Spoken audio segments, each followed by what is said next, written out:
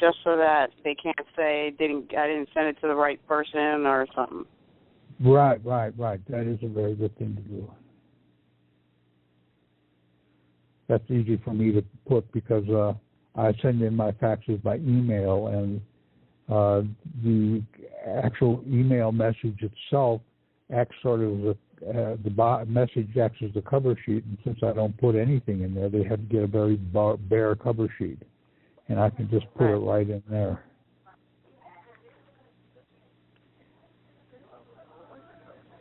Well, yeah, no, I put it right on the quitclaim deed. Yeah. Just added it. I guess I could do that too on the next one, because we're going to be sending in some more. Yes, we want to get a reading first and seeing how this is going, but we've got more documents to send in. Right. Well, yeah, because we got to do the driver's license and the Social Security card. Yeah. Right. Voter registration. Yep. Car titles. Mortgages. I think I forgot to ask him about that too, about that car title that I never registered it, because I was just registering it would be surrendering ownership. Yes. To the state. So I figured I have it in my possession. It's just not turned over into the name. That's true, but since you didn't give it to them to do the fraudulent conversion, they didn't build up any assets from it then. Right. That's a good subject to talk about then, though. Yeah, bring that up. Okay. The word monument intrigued me. Yeah. And so I looked at from the Latin monumentum. And what monumentum means is defensive fortifications. Right. And, in the law dictionary, they boil it down to something on record showing your evidence of ownership. So in a way, it's a defensive document, but it's not like having a whole armed castle like the Romans were thinking of it. Right. Yeah, there's a monument of title. Is that how you say that? Monument? Monument, right.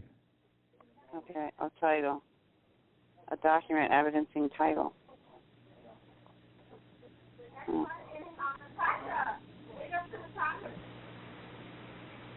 Yeah, I was surprised it had such a strong definition of defensive fortifications. Right. I got a whole folder of all these definitions. Well, they really do help. I mean, I can see how he's derived most of this. So you sort of reverse engineered the law from the way the definitions are run. It gives them an idea of what to go look up by the sites that are in the law dictionaries.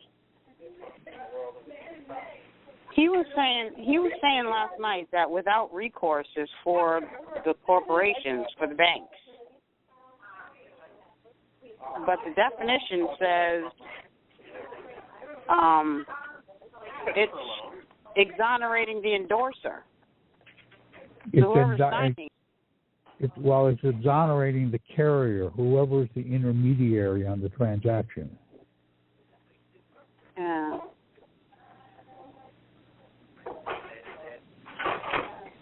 But that is one of my questions. Let's see here.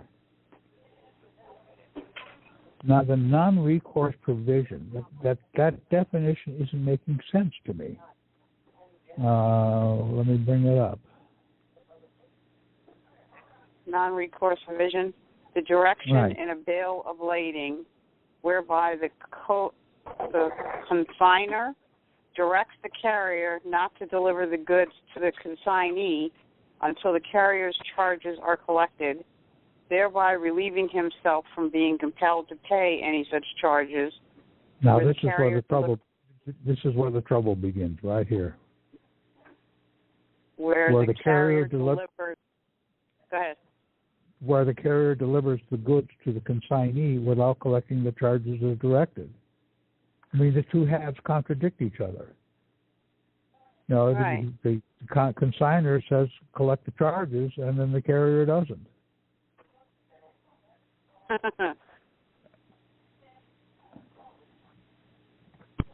Oh, wow. Well, I guess what it's saying, it may be missing some words. I guess what it's saying is that the non-recourse provision is in case if the carrier is directed to collect the charges and he doesn't, then it's the carrier that has the problem, not the consignor. Okay. Because carrier is out the money.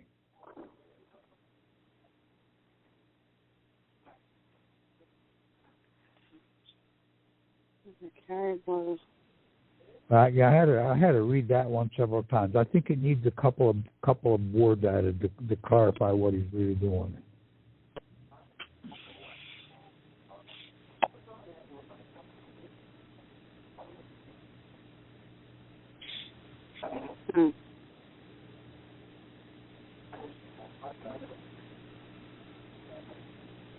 Like somebody doesn't have to do something that they should have to do.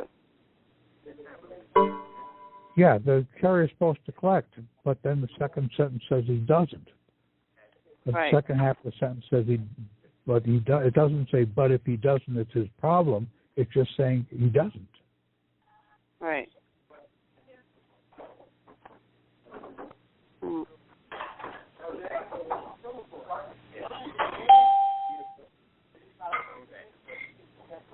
So, yeah, that non-recourse, that definition I think is maybe strangely worded. So, and maybe we can talk about that.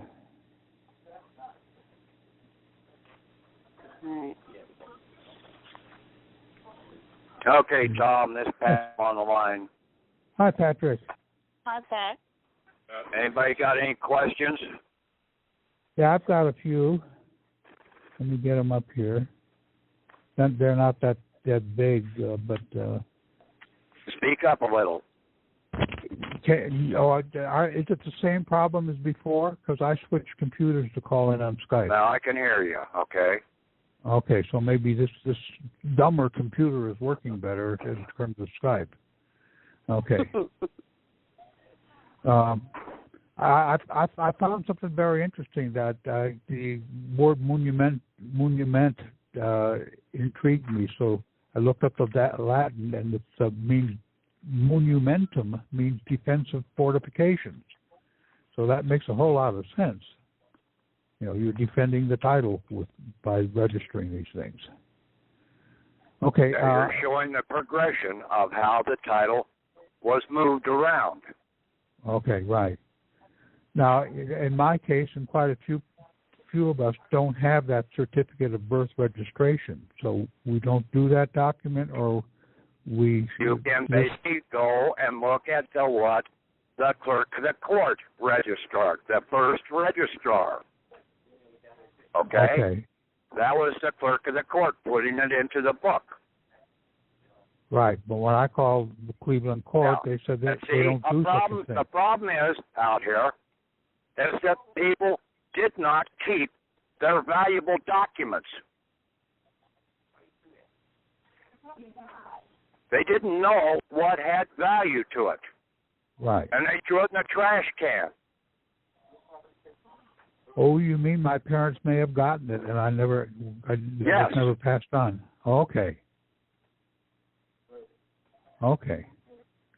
So I'm going to make another effort to see what the court... You don't need to make the effort. You're done, okay?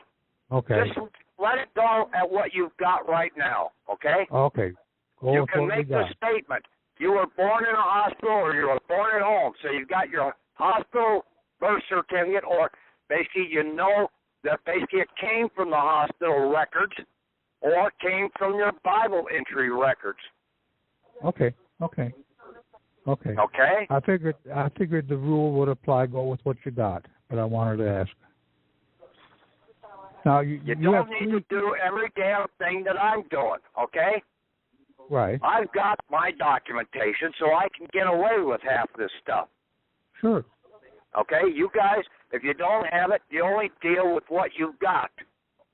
Okay. And try and make it work. Now, the 3 images you have on the pastor ID, I can tell the snake, but the fax is really distorted. Is that an eagle on the left and a dove on the right? That was what I had up on the other IDs. Oh, okay. So I just looked for them. Okay, got it. Yes. Okay. And then on your elector ID, you have a blank row in there. Is that for A what? signature? Yes. Underneath your 2 right and left index fingers, then you put your signature. Okay. Okay. Those were my questions. I mean, if you really would have sat down and thought about it, Tom, you would have figured that out without asking Well, the question. I did figure it out, but I just wanted to double check it. Okay. Hey.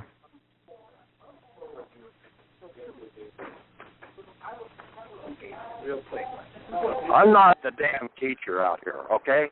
I'm just trying to get my own damn stuff and get the hell out of here. And I'm probably going to go sit and be a hermit somewhere on some damn mountain, maybe even jump off the damn top of it. The way this world is going.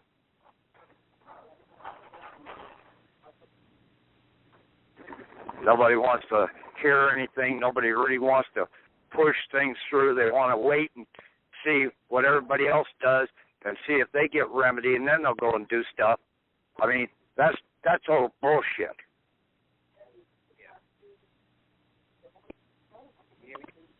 Well, a few of us are working on it.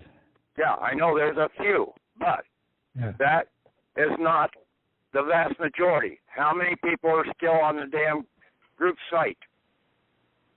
And how many people are all following these other gurus, paying them for all their shit? Yep.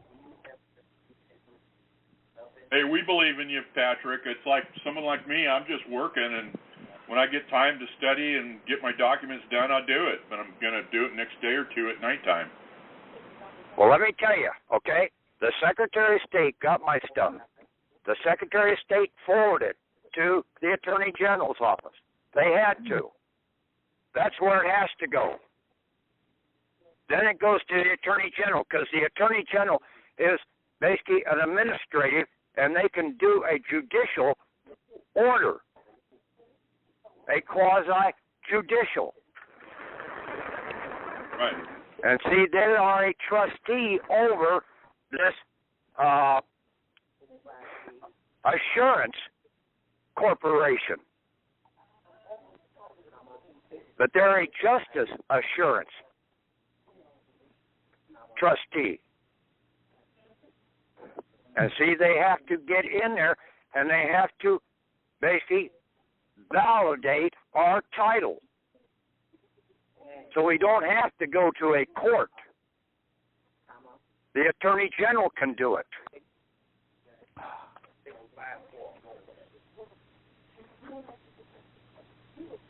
I just add him to the list, send it to him too. So we just add him to the list, send it to him too, the Attorney General. It will get there. You get it to the Secretary of State, and then you start following up. Okay? And then they will process it over to the Attorney General's office.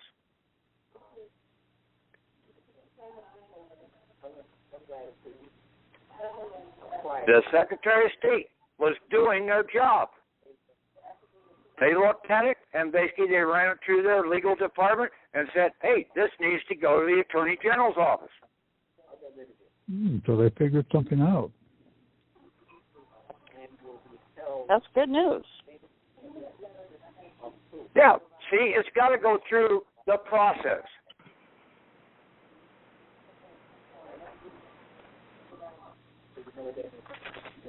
And unless you put it into the process, it's never going to go through. So we're there. Right. Awesome. And they can't rebut it, okay, if you know what you're talking about.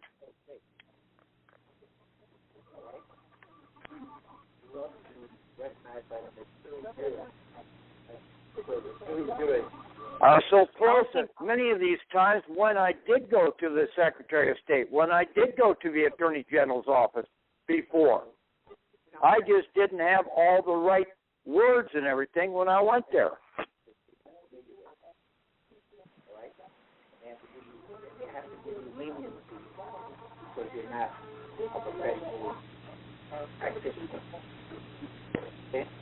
Did you send I have a question. Did you send your definitions in too, like these documents have?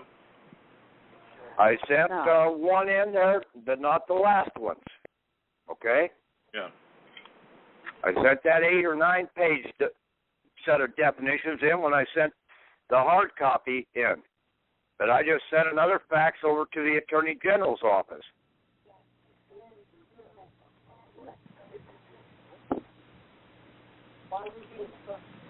Addressing several items with him.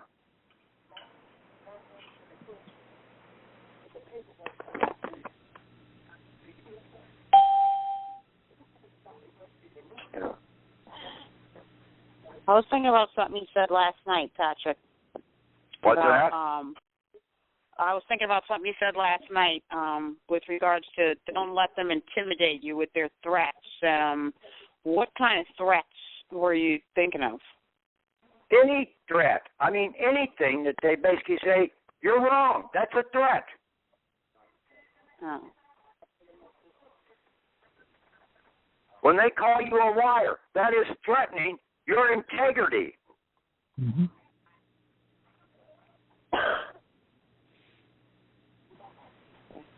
When they slander you, that is a threat. When they come and visit your neighbors, when they come and visit your family, that's threats to you. Because they're trying to get them to intimidate you. Well, they'd be wasting their time in that department. No, don't laugh about it. I mean, they will do it, okay? If you're not prepared. They can go talk to anybody they want to talk to. Nobody I know intimidates me. So, yeah. They can say whatever they want. Yeah. Basically just ask some of the people that basically they've intimidated around the neighborhood about people mowing their yards and everything else. And basically sending them fees for not mowing their yards.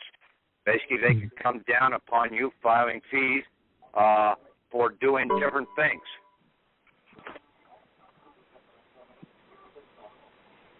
So don't take it lightly, okay? Right. I think it all boils down to you just got to know who you are. Yeah, but you need to worry about this primarily, okay? Right. Well, mine's already done. So.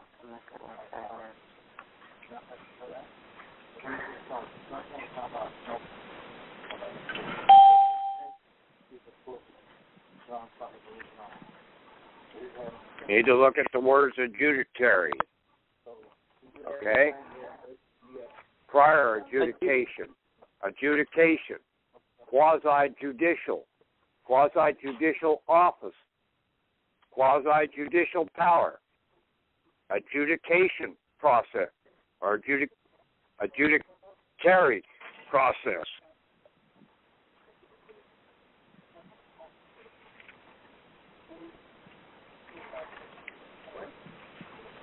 Mandamus, okay? Default judgment. Oster Law, L-E, Main, M-A-I-N.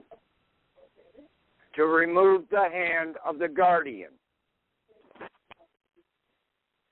How many movies out there do you see about removing the hand? Yeah. Quite a few of the Kung Fu movies have that in them. To remove the hand.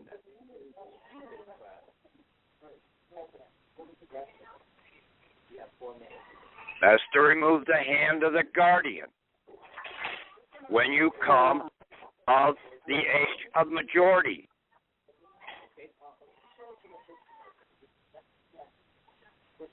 Judgment, quasi, and rem. Okay? You don't give up on these words. You keep going, okay?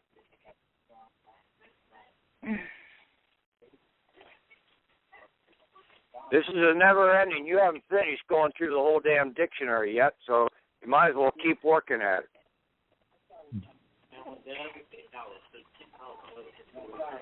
Adjudicatio, T-I-O, without the N on it. Adjudication, the determination of title by means of a judgment. And see, that's what we have to have, is the Attorney General come in and do a quasi-judgment upon our title. He is an officer of the court. He's a quasi-officer of the court. An administrative judgment.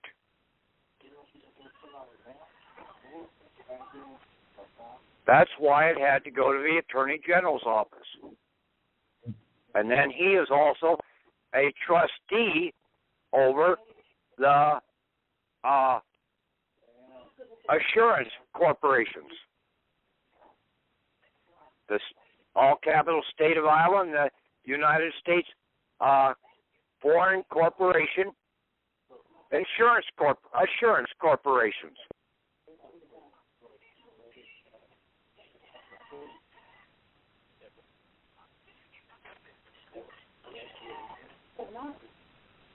See, they all started out as insurance corporations, and then basically they needed to have assets to back them up.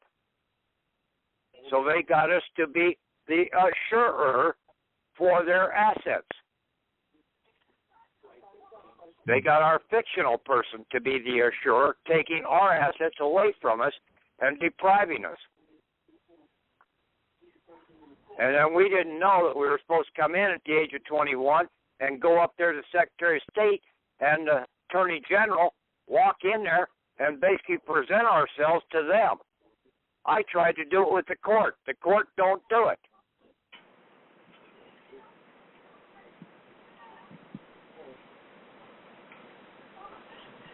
So you asked the question, you didn't know the answer to the question. How to answer the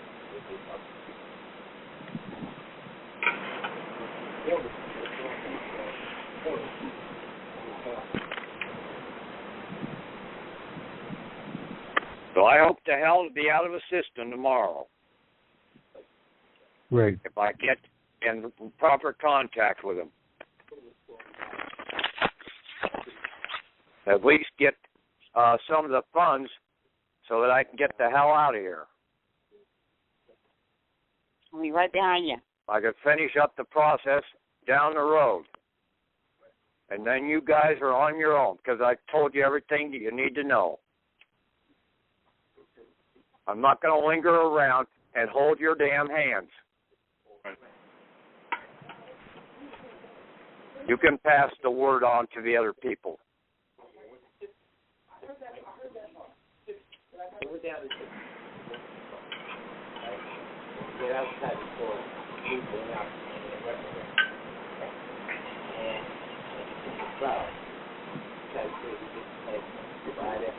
Okay, now any questions? I think it's pretty straightforward from here on out. From everything we've done. You just need to get it in there to them. And like I said, the best scenario would be if you could walk it in. And not be intimidated when you do walk it in. You know what you're going to say. You know the words. You use the words appropriately.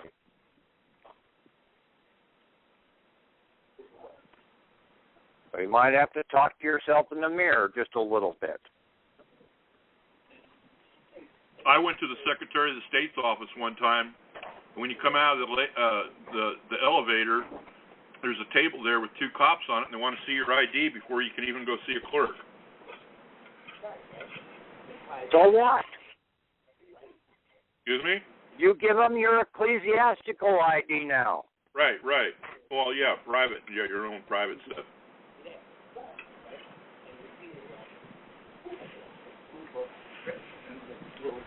I've taken and basically handed the damn, going into the federal court building, a copy of the damn identification card that I got at the sheriff's office. Yeah, I went into a federal court. Said, here's my ID, okay? I don't have a driver's license. Right.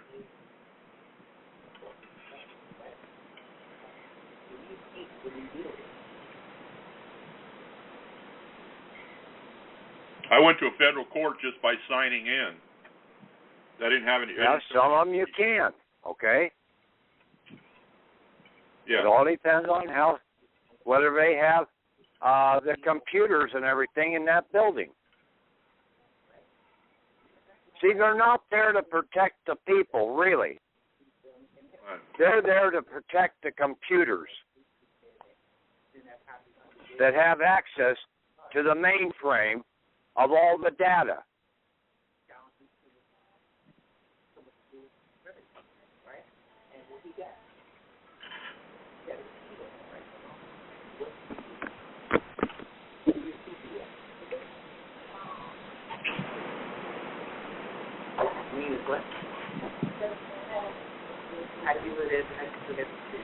Yeah, and then sometimes some of the damn security that they have is just there for threats and intimidations to you.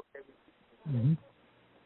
To get you to try and stay as a public person, a slave to them, that they have control over you.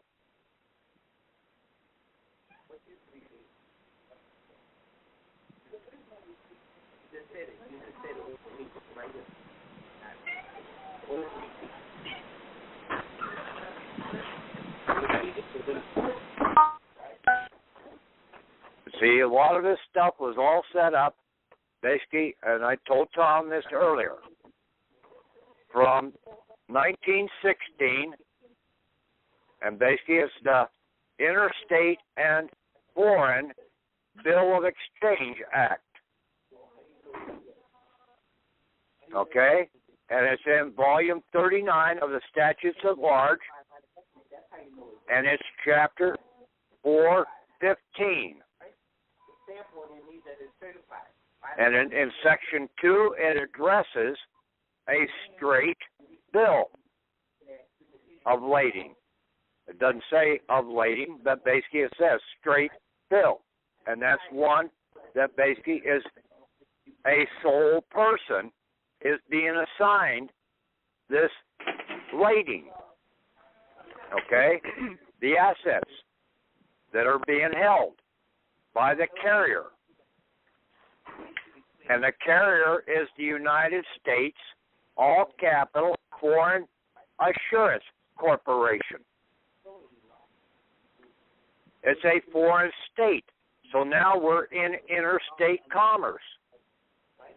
That's how they got us into interstate commerce, because per the Constitution, we were not in interstate commerce.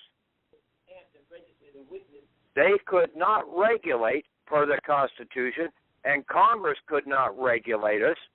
They could not pass any laws that affected us in commerce. They could only pass laws that affected foreign nations, the states, commerce between the states, and commerce between the Indian nations or tribes. But they did not have the power to regulate our commerce.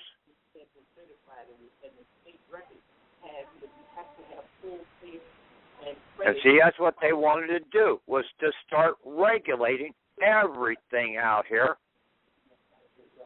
And that's how they got us into this scenario of taking our stuff and putting it under an insurance policy.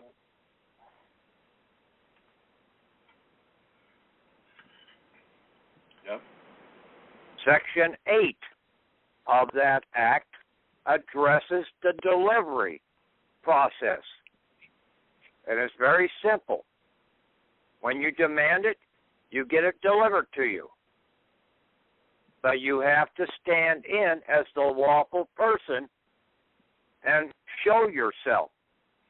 And that's what we're doing with the Attorney General to get our recognition or our confirmation of title.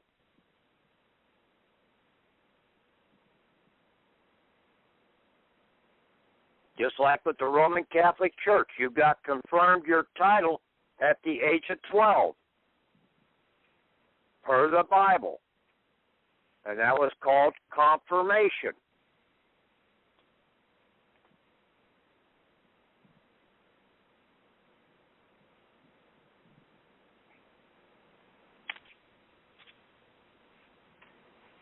Yeah, you said in the one of the other calls that we shouldn't be going and worshiping in any man-made buildings or anything like that. I mean, that's really true. Yeah, it's abomination. Right. You do not use numbers. That's an abomination in the Old Testament. And the Old Testament was the will that we were supposed to live by. The will? It's a will. Yeah. A testament is a will. Right.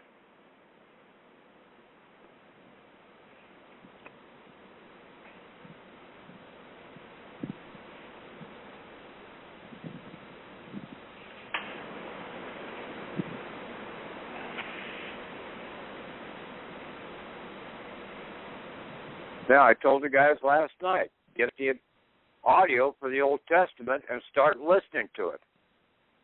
I mean, if you really wanted to go, just go to about the last 3 or 4 prophets in there, and basically they lay it right on the line.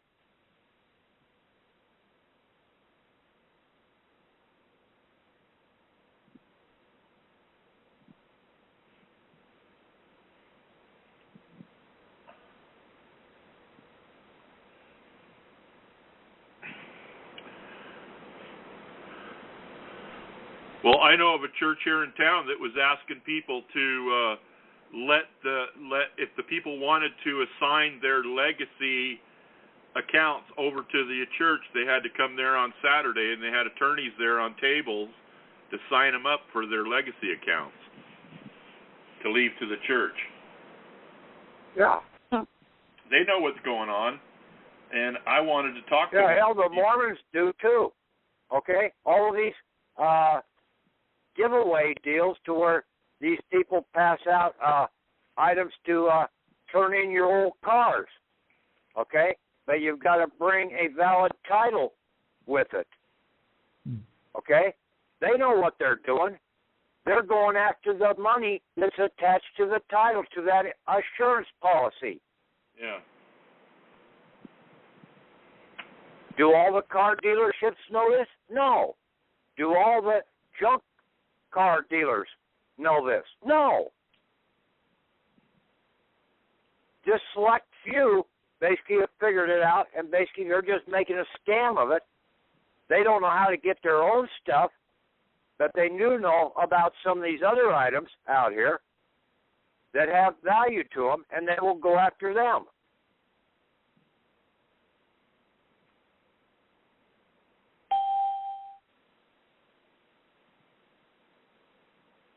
I've talked about this for years. Yep.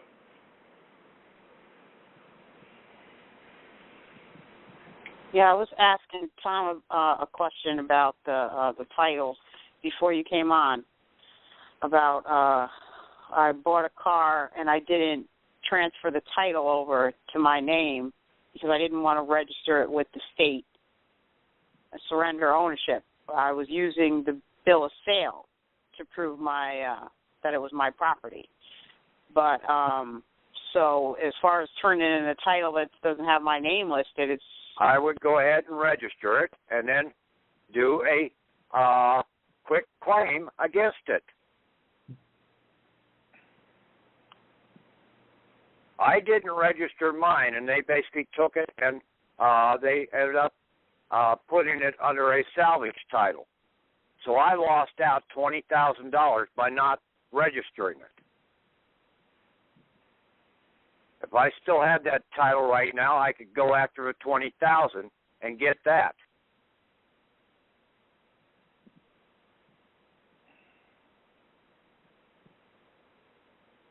So don't play.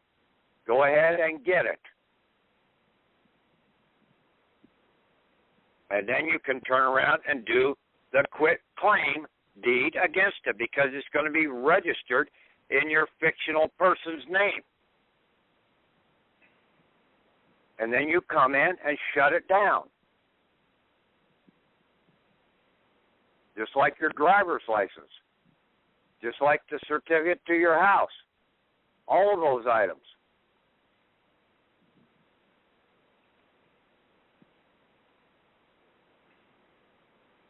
Okay? Yeah.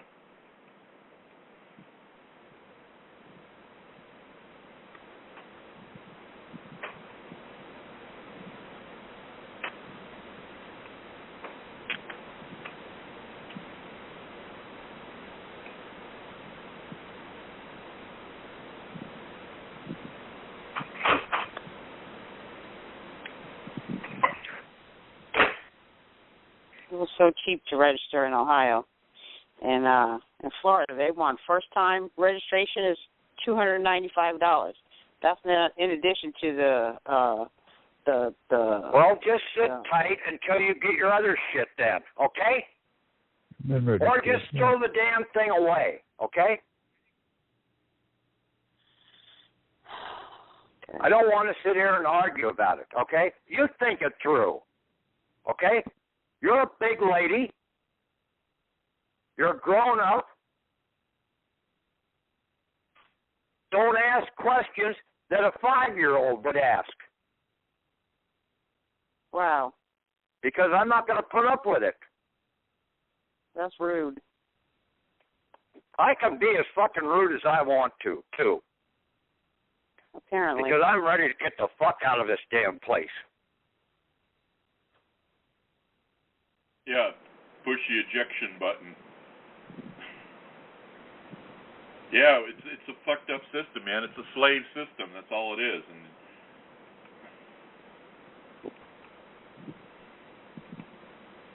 can only work so hard. You get into your 60s and you got to keep working like you're... No, you try and bust your ass out here to help other people, and basically you sit back and they can't even fucking help themselves. That's what's fucking so damn aggravating.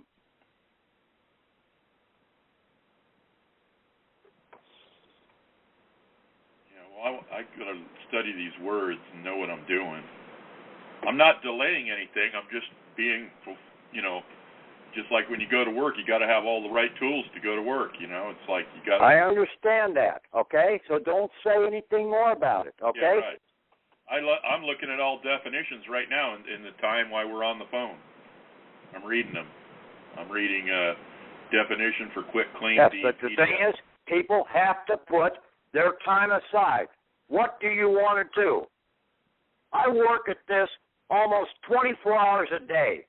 Yeah, obviously. Okay? Yeah. My time is money, too. But right now, I ain't getting any fucking money. But I'm spending one hell of a lot of my fucking time trying to help other people. Right.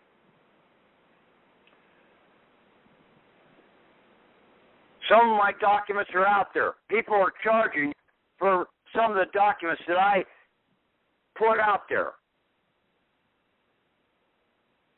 They get results. Do they send anything back to me? No. Well, I'll send you some. I've been working so with such lightweight jobs. I finally got decent work. I can afford to give you something now. I don't need it now. I'm on the way out, okay?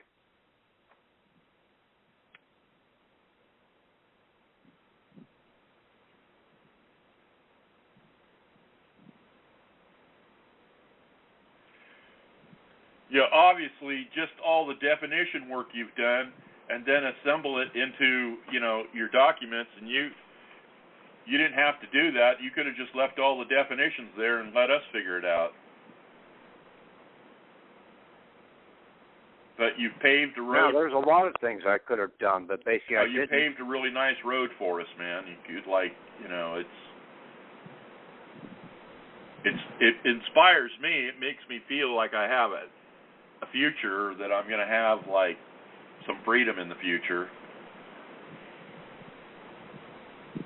Get up and do what you want, or go help somebody, or whatever you want to do, There's a lot of takers out there. There's not a lot of givers. It'd be nice to be in a position to give. I mean, I shared my lunch with somebody today, and it made me feel good. It's fun to do, it's the right thing to do. Okay, any other questions about this? About the documents or anything like that? Any problems that people are having? Knowing what you put your thumbprint when you sign. Mm-hmm. Okay, witness my hand. Okay, so you put your thumbprint.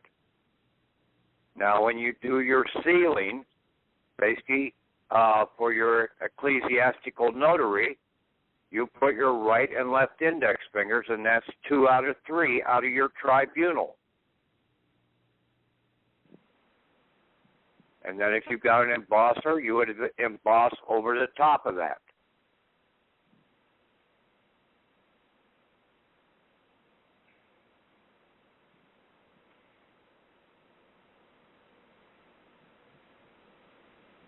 Okay, I understood you. You said to witness by my hand with a thumbprint, and a seal is your left and right forefinger with an embosser over it, and at least in one of them. But you said it's the one of the 2 out of the 3, because it's the Father, the Son, and the Holy Spirit that you're sealing it with, right? Yes. Basically, your right and your left side, okay? You've got a right person, you've got a left person, okay? So you've got 2 persons out of your 3, and the head is the 3rd person.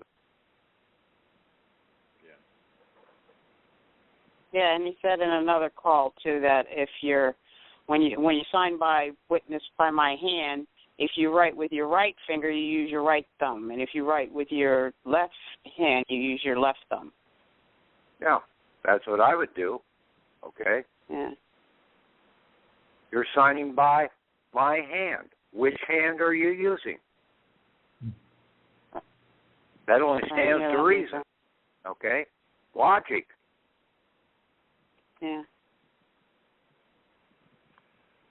Well, that's the big thing about this whole process, is you've got to put logic in it. If logic doesn't fit, then basically something's wrong.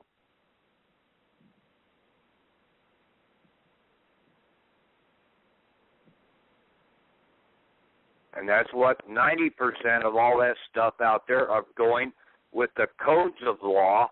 It's illogical. They're not real valid laws. So why would you even want to think that you're going to get some remedy using codes of law? Because now you're at their mercy.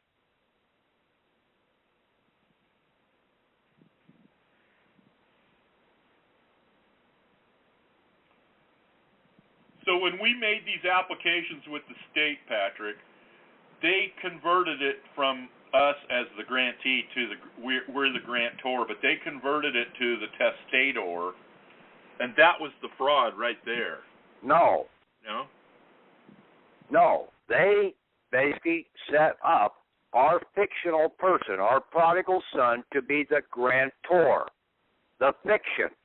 Right. Okay? The fiction cannot be a grantee. Right. Okay?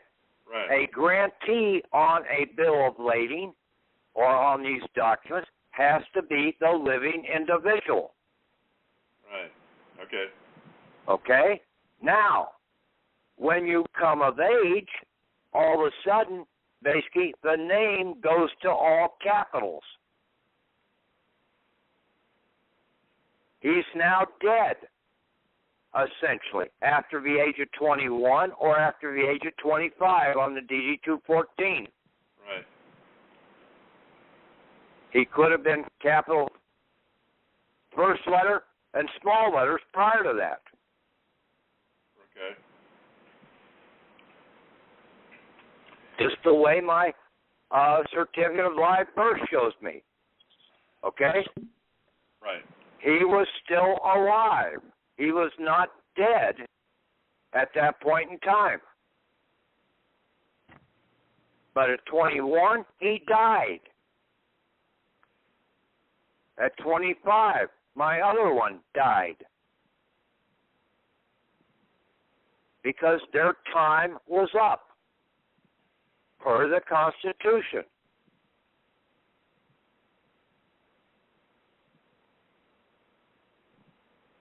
Or per the laws that they had on the books of voting, right to vote, and then also right to become an elector.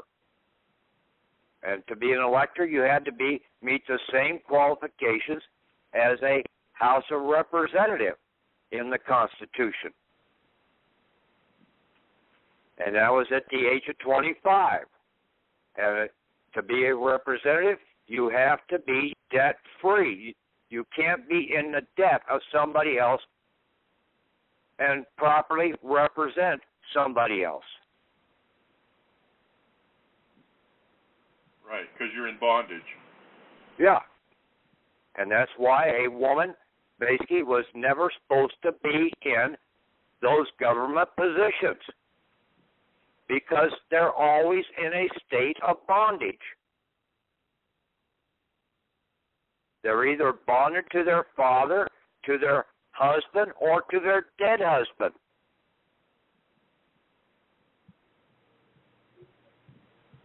They just don't know it.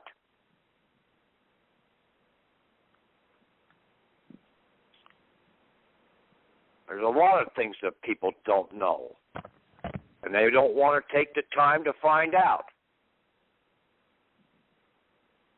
And they want to believe the lie.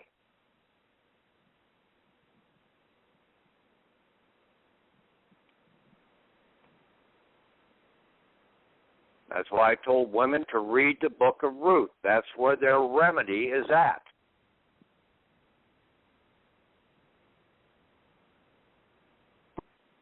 But yet they are still entitled to an inheritance per, I think it's Joshua or one of them, if you go into that, about the two daughters that basically had lost their husbands and their father died, and basically they were still entitled to inheritance in the new land.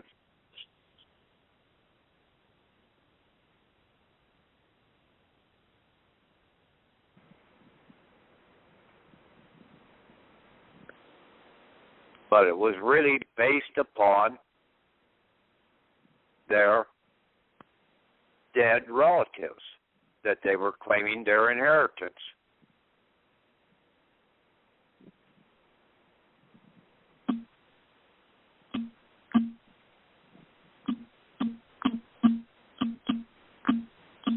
Yeah, none of the church is teaching any of this stuff either. They're just leapfrogging. No, they're not going to teach it. Now, maybe the Amish might teach some of this, because they're sitting entirely different than most people out here, but they've got their own peculiar ways of not running on rubber and stuff like that, and using horses as much as possible, but they still use gasoline.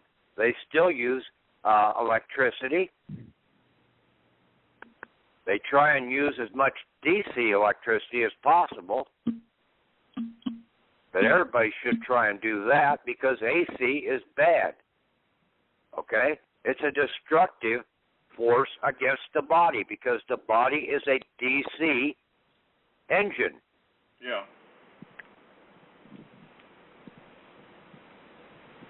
And then people wonder why they have all their damn cancers and everything. That's why people feel relaxed and feel better and refreshed because they go camping because they get away from all that electrical fields. In a lot of cases, yes. And then they eat different food supplies and they're breathing different air. Yeah. They're able to clean out their system somewhat too.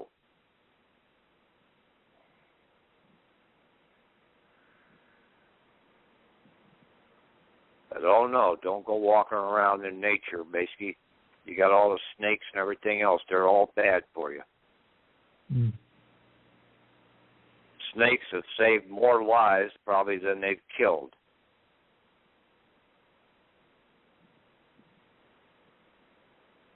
People just don't realize that one.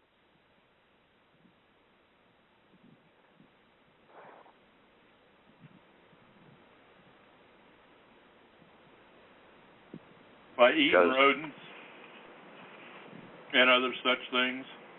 Yeah. No. By the venom, by the poison that they generate. Basically, it is used in a lot of medicines out here to help save the lives of people. Okay. I didn't think of that. Yeah. Arsenic, okay? I said last night on the call about an apple a day. Yeah, eat the There's seed. a minute amount of arsenic in the apple seeds. Yeah. And that is one of the best cancer fighters out there, is that arsenic in an apple seed.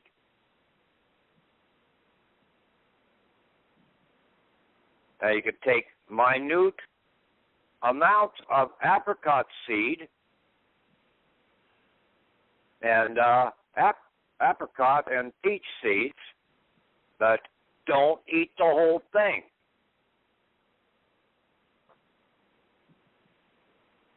In some cases, some of them do have enough in them to basically kill you. I was talking to one guy, neighbor, that basically his grandmother used to have a little jar of arsenic and basically would take a toothpick and dip it in, and every day would take a little suck on that toothpick.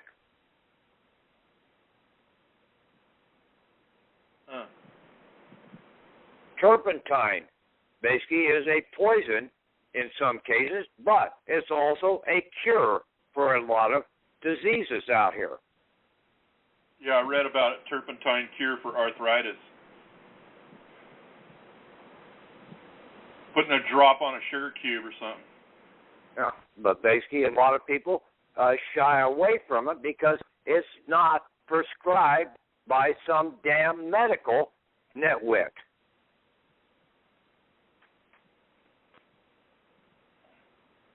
That's working for their damn drug companies. Making hundreds of billions.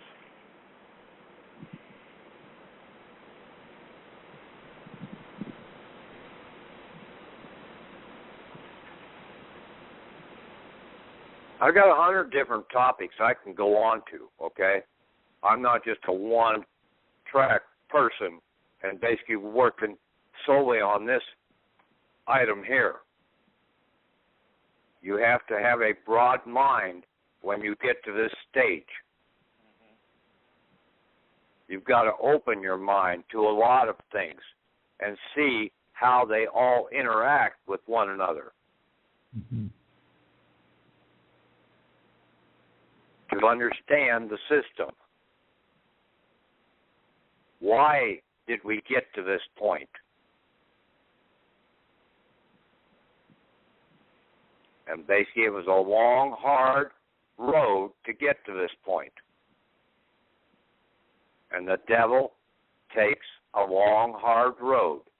They don't do everything overnight.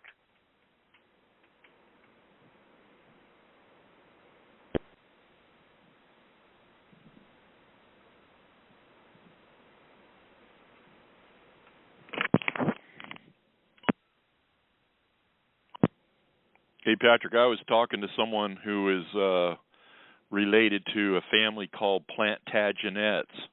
And when you look at the word, the Plantagenets means like plant agents. And the European monarchy sent people over here to build this whole thing up, build up this industrial revolution, and then when they're done building it up, it's like they want to get rid of the slaves. And you see all this Ebola popping up. I was reading yesterday about how Ebola could have come from the Corexic that they sprayed on the oil in the Gulf, and it transmitted across the Atlantic Ocean and ended up on those coastal nations of Africa, and somehow got in their food supply. But it's not that unreasonable to think that if they created a bacteria that's going to eat hydrocarbons, and we ourselves, our flesh is hydrocarbon, that if it got in the environment, it got loose, then, it could have been done purposely, but it's like that could be the cause of it all. Well, have you watched the Last Born Legacy movie? No. Okay, you need to watch that one, okay? The Last Born Legacy. Number 4, The Born Legacy. Oh, yeah, okay? The Born Legacy. Yeah, I've seen. And basically, where were the drugs being made? They were being made in the Philippines or over in Southeast Asia. And basically, that's what is going on in Sri Lanka and several other places. These companies have drug items there. The people there don't know what they were doing. Some of this down Mexico, and basically it was just too close for comfort, so they moved a lot of it over to the foreign places. And basically the population over there, they just live and die, and that's it.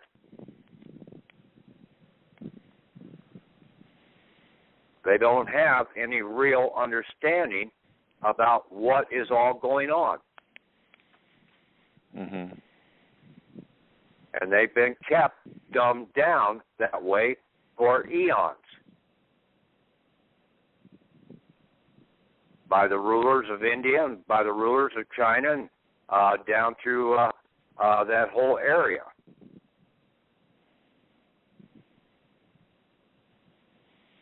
Yeah, I heard they're growing poppies over in Tasmania, the island off the coast of Australia. Mm-hmm. They got a prison there, too.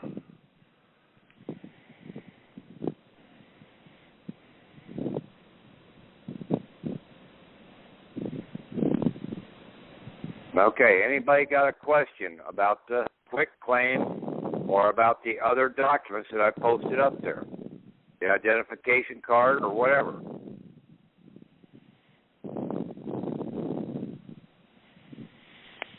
Yeah, well, I think I understand you correctly now. The grantor is the prodigal son, and we're going back to the grantee, the living being.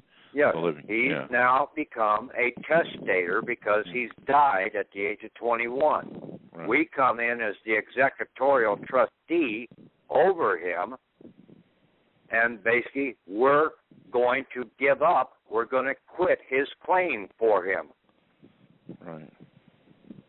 And see, that's what we have to do is get our recognition of our title with the Attorney General's office in a quasi-judicial ruling, administrative judgment ruling. Yeah. Quasi-judgment, you called it administrative judgment. Well, it's a quasi-judicial, okay?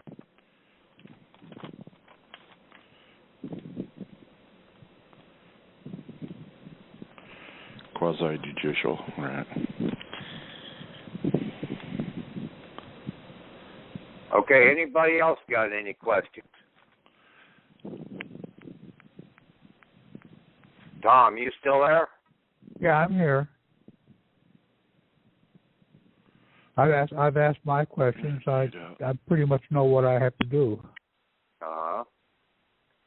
And basically, there's Harold found a couple definitions in the dictionary there about that basically go right along with what I said all along. Okay, that you've got to have a foundation, or else the thing will fall down.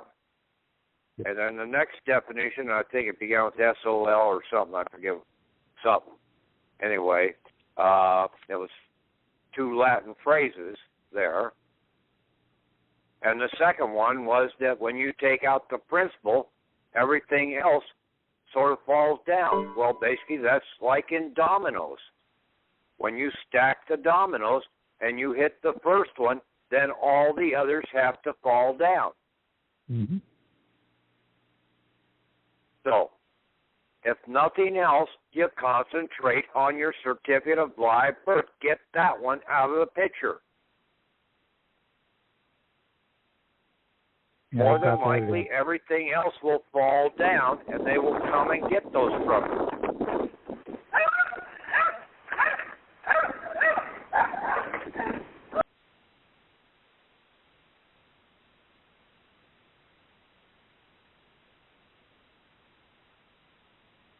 Yeah, I've got mine in.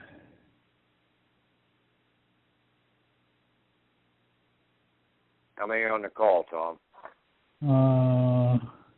14. And I didn't drive half of them off? No, everybody stayed. I mean, you're obviously girding up to you guys get can unmute and ask a question if you've got a question, okay? You just don't have to sit there and be a bump on the log, okay? Show some participation. If nothing else, give me some recognition, okay? Okay, Patrick, thanks. It's Gita. Hope there's no agents on the line. We're not worried about them any longer, okay? You don't live in fear. You live in fear and you'll never get anything. You can live pissed off, but you don't have to live in fear.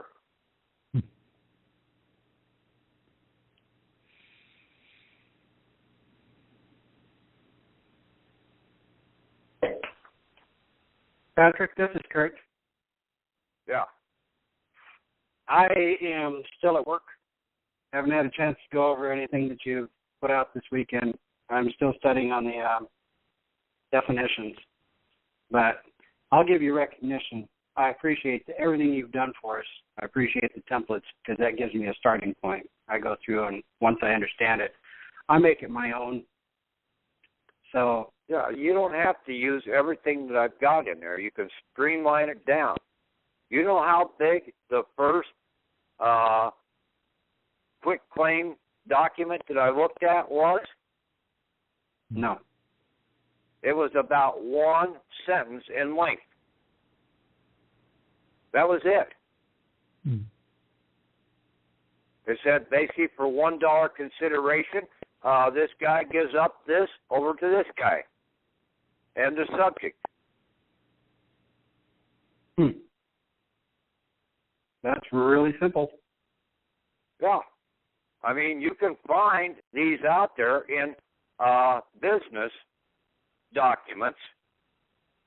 There's a package out there of business forms, legal forms, or whatever they're called. Yes, we posted it to 600 legal forms. Yeah. And see, that's where I got that quick claim out of there, I'm pretty sure. But see, it doesn't tell you everything that needs to go on. And see, I think some people out here in the Patriot community have done quick claims before, but they were taking them and putting them at the county recorder. It's not going to do anything there, recording it at the county. You've got to go to the state to where the document was issued from. the Secretary of State is a trustee over these items. The Attorney General is a trustee over the assurance documents.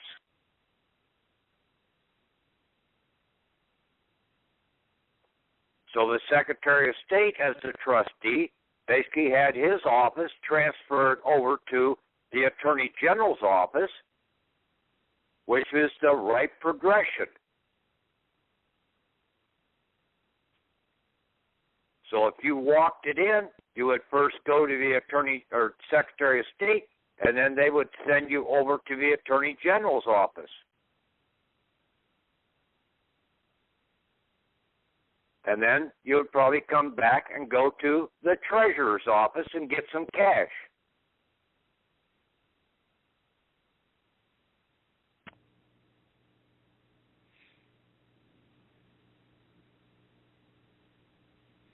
Because now you're claiming the delivery of your bill in lading. In most cases, it's going to end up going to the Treasury Department, but it's got to come through the state first because the state government is responsible for the people of the state.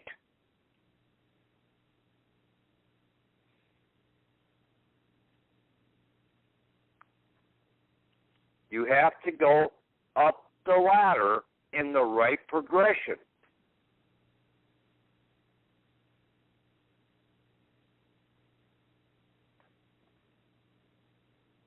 See, in a lot of cases, we were trying to go to the Secretary of the Treasury.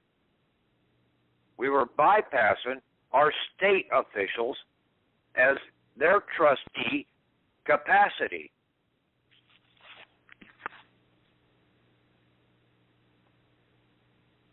See, they're the trustees over this assurance corporations that are operating here.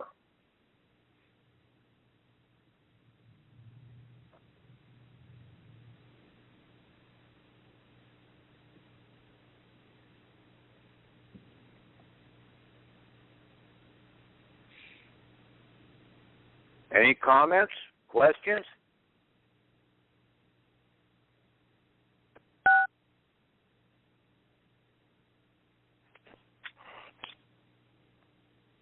Yeah, that's the whole thing about studying, is so that we can learn how to get the value out of the certificate of title or the value out of the driver's license. Yeah, you got to know that it's got an insurance policy, just like the mortgage, okay? Or your bank account. The bank issued that mortgage. The bank issued your checking account. Now, the checking account is backed up by an insurance policy with the FDIC. Yeah. But they're using our assurance policy assets to write their insurance policies. You've got to have the foundation out here first, okay? Now, with the mortgage, I think it goes through the General Insurance Fund or whatever. Some other damn insurance company out here. But it is still a policy, and it's still, you have to do the quick claim on that mortgage back to the bank. They know where the insurance company's at, and basically that mortgage number is tied to an insurance policy number with that insurance company.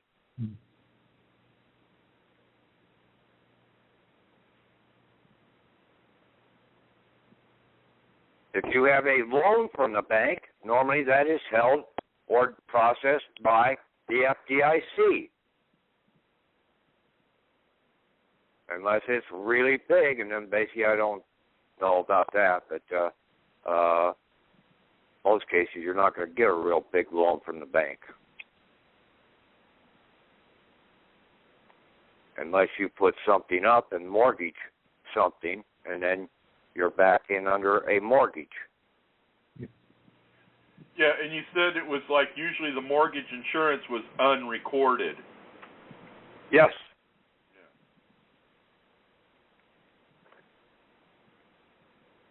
Even the FDIC is essentially, in a way, unrecorded.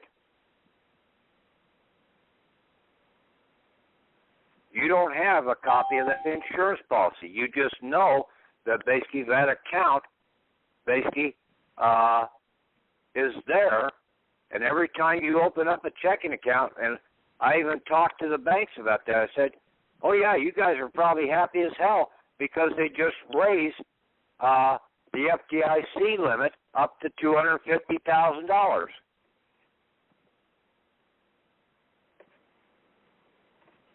And the account person said yes. Mm. She knew that basically they were getting, that basically everything was backed by that. And then see, they turn around and overdrafts and stuff like that.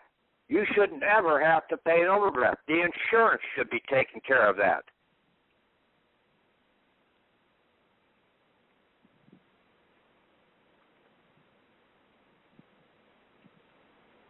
Closed checks, the same way. You should be able to draw from that insurance policy. I don't know whether you ever had a whole life policy, never drew funds from it, but basically then you borrow the money, they turn around and they want interest plus what you paid back to them in a certain amount of time. And that's the same thing that happened when I called up and talked to the Social Security, trying to shut down my account. They said, well, you're going to have to pay back about $4,500 plus interest. Well, right then I knew what the hell the scam was. It's all an insurance scam. It's the Jezebel or the ISIS system of monetary banking.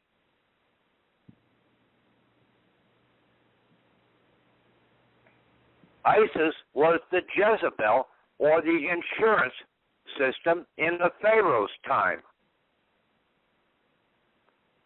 Horus was the de jure banking, the de jure checking account of real assets.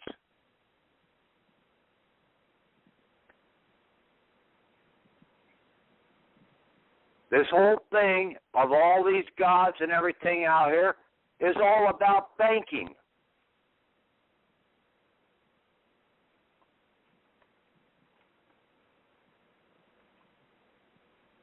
People don't even understand what the value of a Federal Reserve dollar is right now. But you can go down and find out what the value of it is by going down to the post office and finding how much a regular letter costs to mail. Yeah, compared it's 3 cents in silver. So 3 cents in silver converted to Federal Reserve cents right now is 49 cents in Federal Reserve. So you divide 3 into 49, you come up with about 18. 16. Whatever.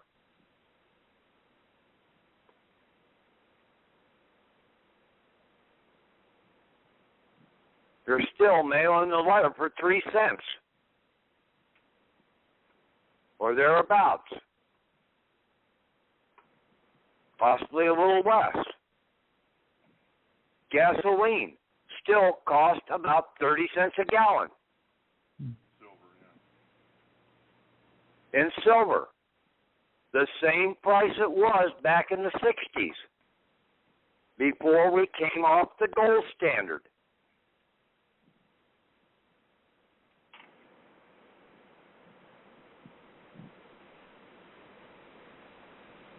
So, all the products have remained essentially the same value.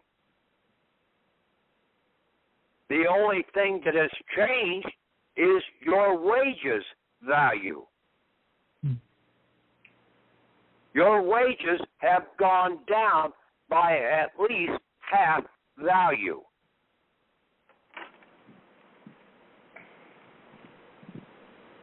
And that's what people don't realize because they don't understand the monetary system.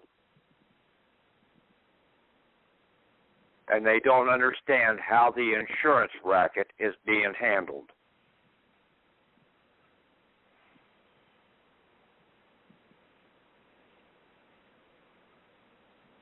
And every good gambler out there, every book that has ever been written about gambling, if you want to come out ahead, it states in there, do not take insurance.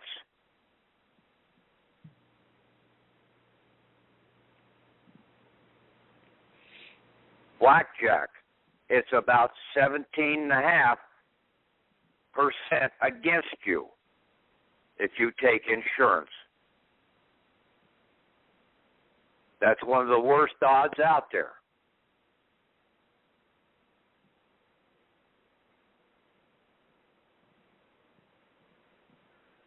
The best odds game there is in Vegas is Baccarat. And it is just about par. That means 50-50, right? Just about, okay?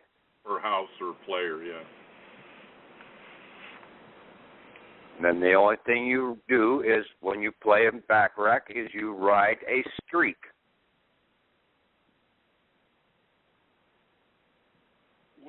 What about betting on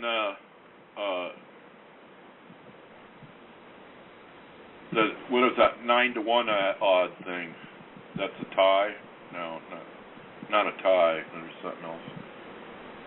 Craps? Something pays 9-to-1. Well, anytime you're going at anything against that, it is basically you're going to be losing. You're going to be at a worse odds.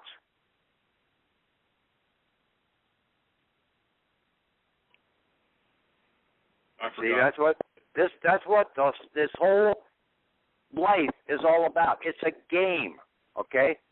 And you've got to figure out what the risks are and what the odds are, and try and put the odds in your favor. Life is a gamble, okay? There is no sure thing. But you do not take insurance because now you're betting against yourself.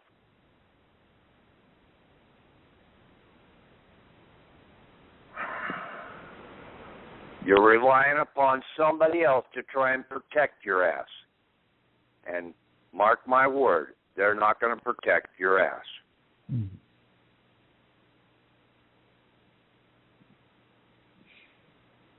They will nibble at it until there's nothing left.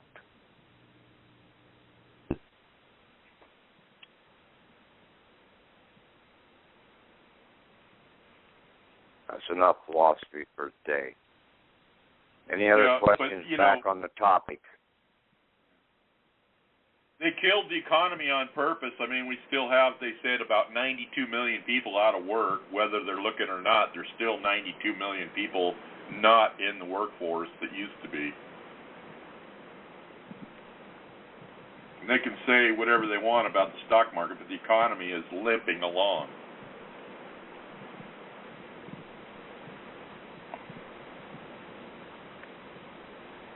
Yes, and basically they've taken the money supply and taken it away from the people, okay? Mm-hmm. They've driven up the labor force. Even the Mexicans that are coming across the border, they're better off, really, down in Mexico than they are up here. They just don't fully realize it.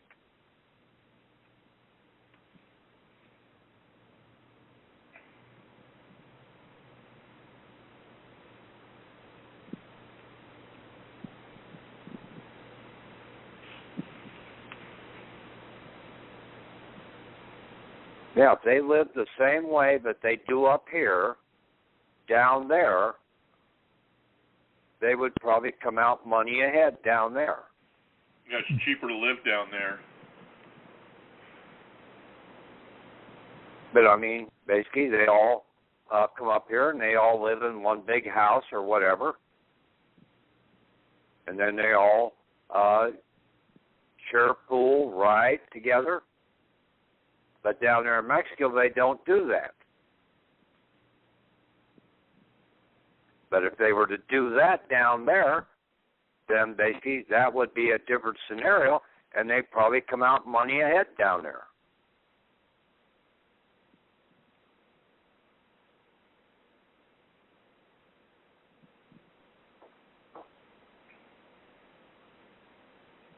I have a question that's a little bit off the wall. Shall I ask it? Yeah. Well, I can't figure out how they pay all of these sports teams, and I don't know where they get the money from to pay like all these players ridiculous amount of money. Are they dipping into their, Pay who? Pay who? Pay Football. all these ball players, football, baseball. Where are they getting all the money to pay these players? It's ridiculous. Well, it's also in the insurance racket, and basically, see, they're betting on, it's a gambling game, okay? Okay? And basically, just like the movies, okay? Where do they get all the money to pay the movie stars? Okay? Yeah. They gamble, okay? And basically, they are going out and borrowing the money, okay, from our accounts. And in a lot of cases, they're turning around and even utilizing those actors and everything, their own accounts, to turn around and pay them. Yeah, that's what I can't figure out. So the football players are paying themselves. Yes, everybody in this country has essentially, in a way, been paying ourselves. They write the insurance policy against us. They write the bonds. And see, that's what insurance is all about, is bonds. So they write the bonds, they get the interest, and then see, we're out here buying the bonds in our retirement funds and everything else, turning around and buying our own damn bonds back. It's a total scam.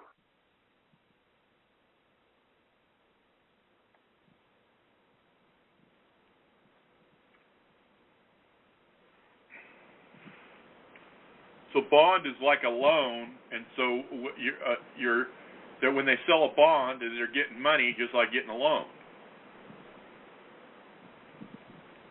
They're getting a portion of that bond every time they write it. They got a brokerage fee, okay, that they're living off of. Yeah, I mean, the interesting thing is what the insurance companies and what the bankers are really living off is the money out of our back pocket, our labor. They can't access our accounts. They can only use them as collateral. So they're using our credit. They use our value, okay, our foundation, our real substance, okay? If you want to call that credit, you can call it credit, but it's real substance, okay, either gold or silver. It's the land that we have a lawful claim to. Well, the thing I don't get is gold and silver is just what it is, but without our physical movement of getting the gold, it's not worth anything. So our labor is what's worth, I think. Yes, and gold and silver are just land, okay? Where did they come from? They came from the land, so they're just land. See, that is part of your estate, is land. Mm-hmm. And part of it is in intrinsic value of gold and silver. But the people don't even realize that there is a far more powerful value of gold and silver other than a monetary value. Both gold and silver are called noble metals. Now, a noble metal has more than one property. You take it through the different light spectrums in the heating process, and you will get different results from that metal in each one of those different capacities. Because when you take it through the light spectrum, you're putting it into a different harmonics cycle, and now you have a resonant frequency that is working upon that metal, and now that metal has more powerful properties out here that basically can cause levitation, can cause things to become weightless. That's how they build the pyramids. That's how they moved a 4,000-ton piece of granite in one of the temples that they have in the Far East. It's about harmonics. And basically that is what we are operating in, is in a harmonic state. But they have dumbed down everybody's harmonic state and then polluted it with 120-volt AC circuit to basically cause a false resonation or resonance in our frequency to dumb us down to where we should be operating in a DC harmonics out here in a total enlightenment capacity. We shouldn't have vehicles that drive on roads. Yeah, I agree with that. Yeah, we should be basically having sort of hovercrafts that basically are levitation. That's only the movies, right? No, it's not in the movies. Anything that was ever in the movies, it's really already been perfected. Yeah, I agree with that. But it's interesting about the gold, what you said, spectrum. I mean, they made movies like Lord of the Rings, Lord of the Rings, with the ring having special power, the gold. Yeah. Okay, cool. What did Moses do with all the gold? He turned it into a white powder.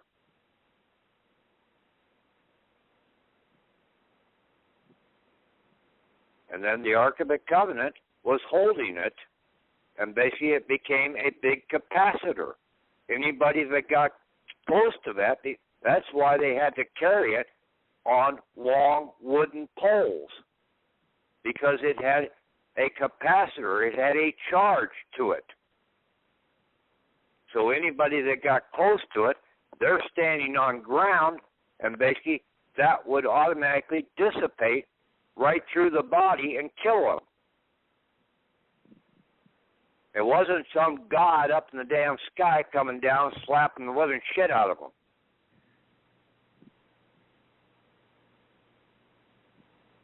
I mean, people got to think about these things in the Bible logically. What makes sense? And some hocus-pocus guy floating around out in Never Land doing all this miracle shit is total bullshit. Science,